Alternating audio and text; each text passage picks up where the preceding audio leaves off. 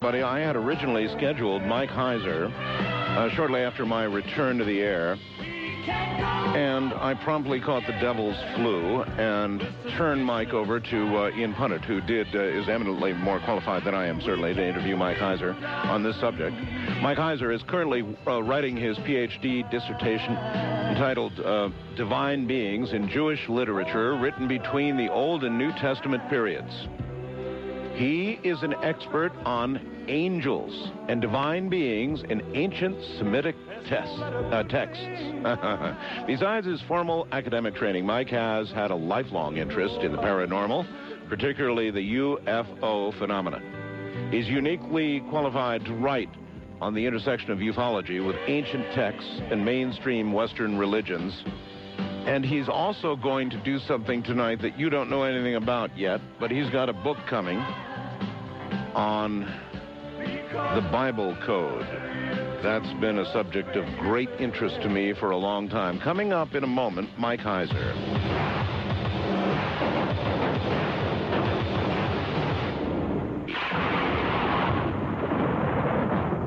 And now, ladies and gentlemen, here is Mike Heiser. Mike, welcome to the program.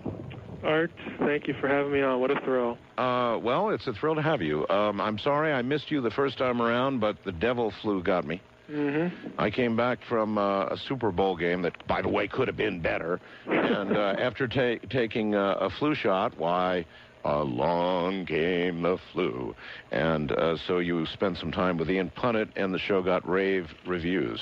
Well, it was a lot of fun. What area did the two of you concentrate for the most part on? Well, we pretty much discussed the book, The Facade. Right. We kind of danced around and touched on some of the things that are featured in the book. It's one of those things where this is sort of a true Art Bell novel. And by the way, I kind of purposed in my own heart that if I ever got on the Art Bell show with Art Bell, I would just tell you that I just think your show is just wonderful. You don't know how many literally hundreds of hours of grad school you got me through. Thanks. Thanks. And really, it really influenced my thinking in a lot of ways. So I just wanted you to know that. Thank you. Why the name The Facade? Well, the facade, of course, speaks of cover, artificiality, deception, and the initial thesis of the book, the initial question that the book seeks to answer is, what would the impact be if there was a genuine unveiling of intelligent extraterrestrial life? What would the impact be on, specifically, mainstream Western religious communities like Christianity and Judaism? Yes. And what do you conclude?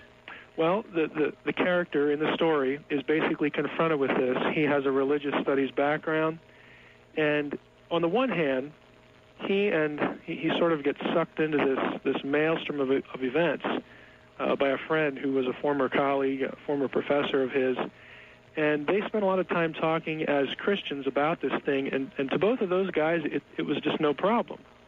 And so that's where it starts, and I take the opportunity in a novelized fashion to make it digestible rather than speaking academese. Well, you're aware, of course, that there was the Brookings study, which I'm sure you know about. We cover the Brookings report in detail. You know, every time you mention the Brookings report on the show, I just cringe, because I don't get mad at you. I get mad because you're right.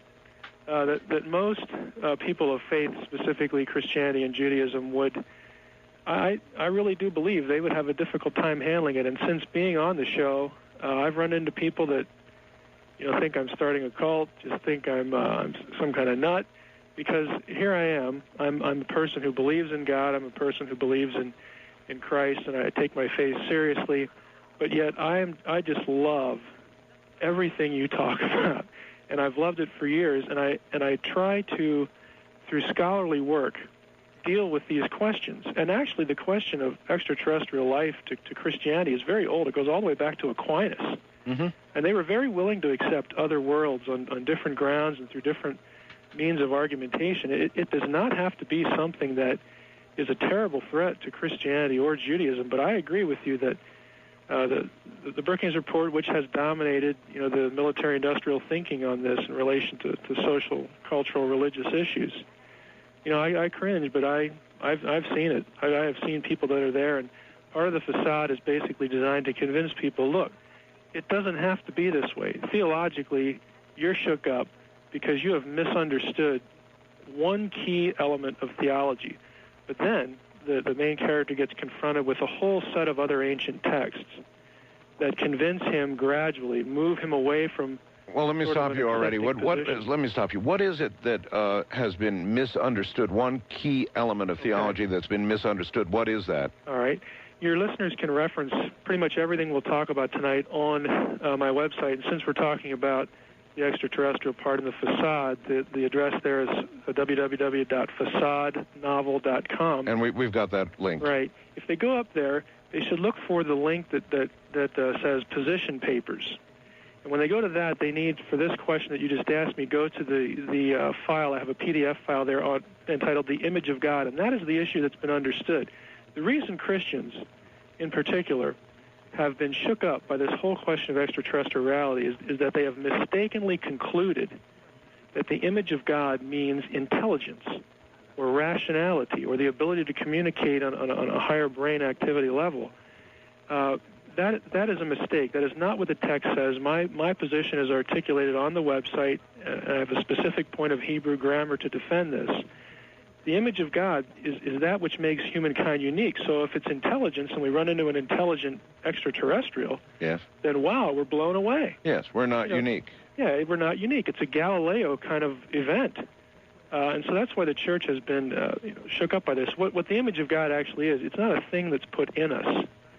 The phrase should actually be translated. I didn't make this up. I mean, this is an old view that Semitic people have understood for years. It's old and new. Did you know the Catholic Church has a number of observatories, deep space observatories? Yeah, they've run right over some environmental regulations to get one down in Arizona. I mean, they're very seriously interested in what is out there or what might be coming this way. Yeah, and I actually referenced that in the facade as well, those observatories. But what it should say is that the text should be translated, let us create man as our image.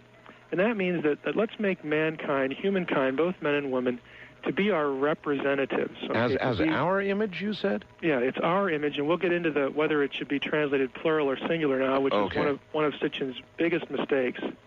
And I have specific text, Hebrew text, and Akkadian text that show that he is wrong here. Well, if you say our, that sounds Sitchin-like. Right. There are two plurals in the verse. Let us make man in our image, and that's a nice segue. Your comment, your catch there is a nice segue into the other centerpiece of the novel, and that is, and this is the part that bothers Christians about what I'm saying in the book, and Jews because of monotheism. And what I'm going to say is not inconsistent with monotheism. Again, that's covered in the novel. Everything's covered in the novel, but the idea that in the Hebrew Bible, and this is across the board in ancient Near Eastern texts, divine beings are organized into a strict hierarchy that we call the divine council. Now, in terms of Israelite religion, we'll just take them. There's Yahweh, El, at the top. It goes by two different names. Below him, you actually have plural Elohim. Now, you may have heard of the term Elohim. Yes. It's usually a name, for the name of God. But I have, again, on the website, and we can actually go through some of the things on the website if you want to during these 2 hours we'll devote to this. But Elohim in Psalm 82, verse 1, is used 2 times. The first time, it says, Elohim stands in the divine assembly. That's fine, nothing normal there. The word stands there as a singular grammatically. The next phrase, though, is, in the midst of the Elohim, he passes judgment. So the second Elohim has to be plural. And the divine council setup that you see across the board in the ancient Near East is there's a high God at the top, El Elyon, the high God, most high. Then you get plural Elohim, gods, underneath him. Sounds like my company. I won't ask you where you fit in there, Art. Believe me, I'm barely an emissary. Okay, well, we haven't gotten to you yet. No. Okay, well, in Hebrew Bible, in the Hebrew Bible religion, the high God, creates the other Elohim, so he is qualitatively superior. Mm-hmm. He's the lone creator, he's the lone sovereign, he's the only one that's self-existent, pre-existent, the whole bit. Then you have the Elohim, the plural gods. We can talk about them. And below them you have what we traditionally think of as angels. In Hebrew it's malachim. So you have a strict hierarchy set up here. And going back here, let us create our, man in our image. What God, and we know it's a singular God there, because there are 5 grammatical indicators, not just one. There are 5 grammatical indicators in Genesis 1, 26, and 27 that say that is a singular God. It's the name for the God. Says to his council, hey, let's do this. I got a great idea. Let's make mankind, let's make him as our representatives on the earth, as I dictate to you and rule in heaven here, and you're my emissaries, and you have this job, and the angels below have their jobs, and you boss them around, I boss you around. Let's do the same thing on earth. Let's create an individual, male and female, to run things on earth as if we were present. That's the whole point. You do not have gods creating mankind in Genesis 1. The only way you can do that is to ignore the grammar. And that is what Sitchin does in that case, in that text. And I don't want to, I have kind of a twofold goal tonight. On one hand, yes, I do want to talk about Sitchin, but I don't want people to get, the impression that I'm saying, everything Sitchin does is bad and everything Sitchin does is worthless. Would you like to debate Zachariah? Oh, absolutely. Really? Absolutely, sure. I could arrange that. Yeah, well, and that would be fine. I have to be honest with you. I got to tell you, I'd rather it be after September 15th or 16th, because I'm supposed to be at the Bay Area UFO conference doing a presentation on Sitchin. And if we had it before then, I wouldn't have anything to talk about. I have to change my topic. I see. No, all right, no problem. Do it at your convenience. But that would be great. My credentials are on the website. I do translation work in 12 different languages. I know the languages. I know the texts. I can, when it's appropriate, sit in judgment on someone he does, and I have very specific examples on the website. All right, but bottom line, you're saying there is, at the top, a singular God. In Israelite religion. That always was. Yes. And that's an interesting concept all by itself. Always was. Right. Now, think of it in these terms. Now, we've all heard stories, especially when you get into the Christian era, where Christians, of course, and Jews today both profess to be monotheists. Mm-hmm. Okay? Isn't it odd, doesn't it strike you as odd, that when you get to the Christian era, the Christians, they developed out of Judaism. The Christians would accept the God of Israel as being the true God, but then they would worship Christ as God. Yes. Okay, so people are running around, in this era. They don't know what to think of the Christians yet. What are you guys? Are you polytheists? Are you monotheists? The Christians were willing to be put to death by the Romans.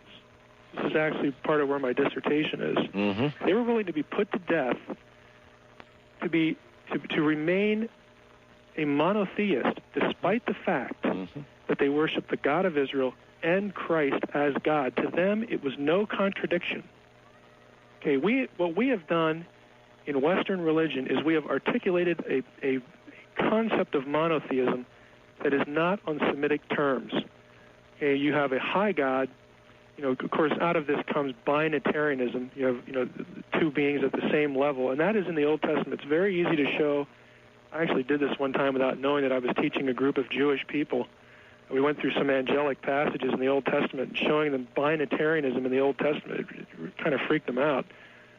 Took me by surprise, too, when I found out who they were. What I've said about Brookings is that I think it's as true today as it was the day it was written.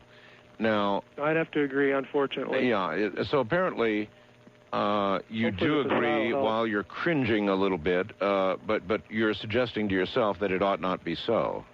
Yeah, what I'm suggesting is it doesn't have to be. Now in the book, the character gets drawn to a more negative assessment of extraterrestrials through a whole set of other texts, but just in general, general principle, I could embrace very easily, in terms of my theology and in terms of my textual studies, an extraterrestrial reality if they were not evil, they were benign, and they were not connected to ancient texts that describe, like Genesis 6, the sons of God who came down and had sexual relations with human women. In the Book of Enoch, they're called watchers. If they're not those guys, wonderful. I think it would be cool. I'm curious about something. Maybe you can help me out here. I did not hear the show you did with Ian because I was shivering, in a rolled-up ball, so I didn't hear that. But I have heard Ian speak very carefully about extraterrestrials in the past. And when people ask him about it, he's very tolerant of the discussion, engages the discussion full on. However, you can sort of tell that at the end of the day, he probably thinks that they are not extraterrestrials at all, but rather some sort of lower entity of the types that you were talking about a moment ago, that wouldn't be from another place at all, but...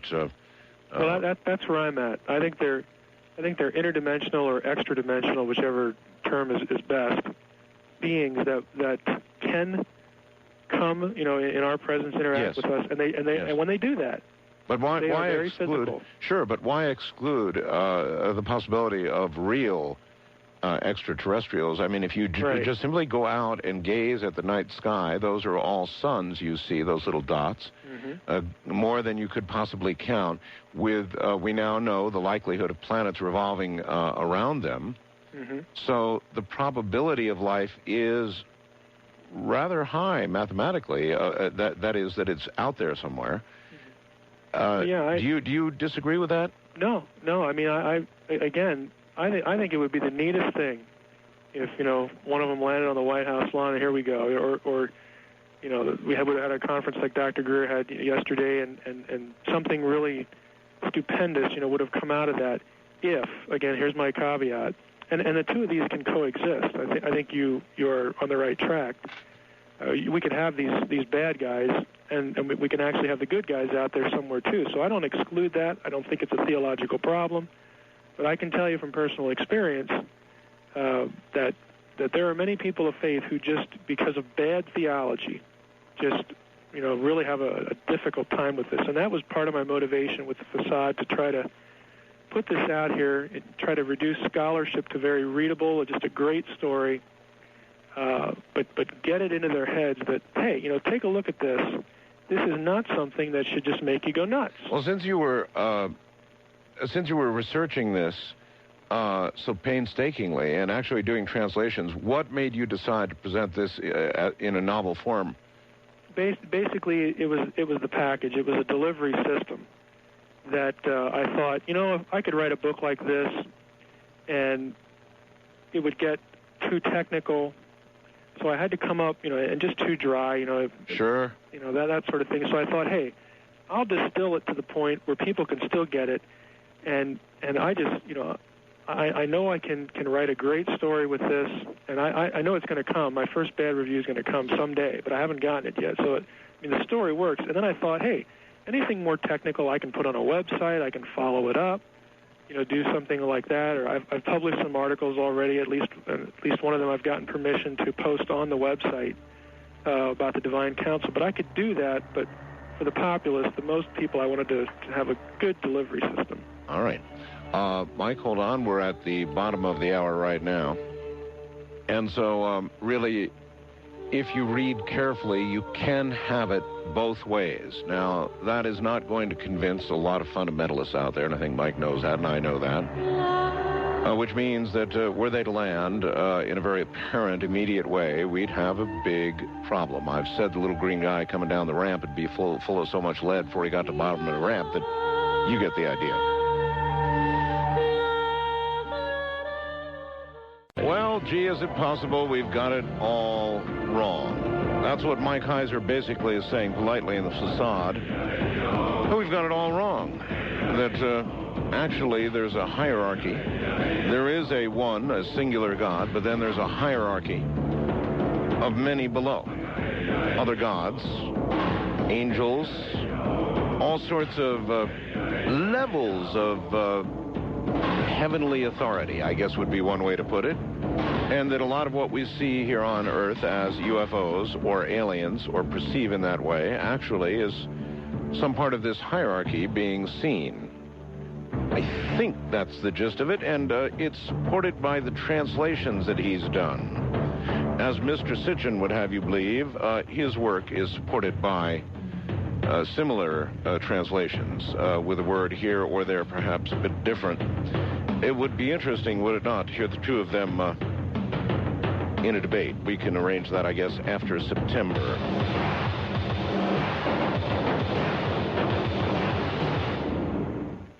Mike Heiser is here, and this is it's an extremely interesting topic, as he pointed out. Yesterday, Stephen Greer, Dr. Greer, did what he said he would do on this program that he outlined. He lined up witnesses at the National Press Club in Washington, D.C., and put on an incredible, I don't want to say show, an incredible string of individual testimonies of military people, people with a lot to lose, FAA officials, these kinds of people who have seen and described in great detail craft and have photographed craft that would appear to be to all the world extraterrestrial in origin. And really, Mike, you're saying they're probably not. Well, I really have a lot of respect for the work of Jacques Vallée in this regard. You know, I'm not denying the physicality, okay, of what is seen, even to the point of the craft and the beings and all that sort of thing. For your listeners, if they've ever read Passport to Magonia, there's really nothing new in what we're seeing here. What we've seen, for centuries. So, on the one hand, and this is where, again, Christians and Jewish people get mad at me too, because they tend to think, well, these are all demons and they're non-physical and they're just apparition-like and blah blah blah blah blah. I'm going to go back on something I said. Back away from your phone just a little bit for me, and okay. We'll see if we're not popping peas. Okay. But I don't deny the physicality of it at all. Just because I prefer the trans-dimensional, interdimensional view that he's articulated for these things does not rule out physicality. Dr. Greer's conference for somebody like me was, kind of just like you, that this is interesting and fascinating. It's wonderful to hear, these people, say what they do, so on and so forth. But there's nothing of what they said that can't be fit into what I call the watcher paradigm that the facade articulates. That is, we've seen these things, we've seen beings, we've seen craft, but the key question is, what are they? Mm-hmm. Okay, they could be from some other planet, and you might actually have physical propulsion systems and so on and so forth that go over great distances. But you can also, a la Jacques Vallée, have manifestations of something that are interdimensional or extra-dimensional. I agree. That aren't planetary at all. Sure, it could be either one or both. Mm-hmm. Or both, yeah. I couldn't agree more. It could be either one or both, and I think a lot of people, particularly ones familiar with so many guests on my program, suspect both. Yeah, and again, having listened to your show for so long, this is none of what you're saying is unfamiliar. But the facade would seem to suggest that you think it's really more one than the other. Is that fair? Yeah, I definitely prefer the inner. Again, the issue isn't how they get here so much in the facade, although that's part of it, because I think if you go back and look at the ancient texts, you don't get what Sitchin and others have articulated, these, Sitchin talks about the Anunnaki, that there's a planet that comes by every now and then, that it had the Anunnaki on it, that we were all created to go mine gold. Sure. That accounts for our lust for gold these days. We do. And there are some huge logic problems with that. You're telling me that deep space travel is accomplished by combustion rockets? I mean, people of the fiery rockets, that's how he translates Nephilim, the word, which is, boy, I don't want to be harsh, but No, be harsh if you wish. Zechariah will be harsh, too, so don't worry about it. That's a ridiculous translation. Again, if you want to, I can go through some specific examples. I don't want people to say, he's just saying that. Oh, no, go ahead. I can show you specifically. Do it. Okay?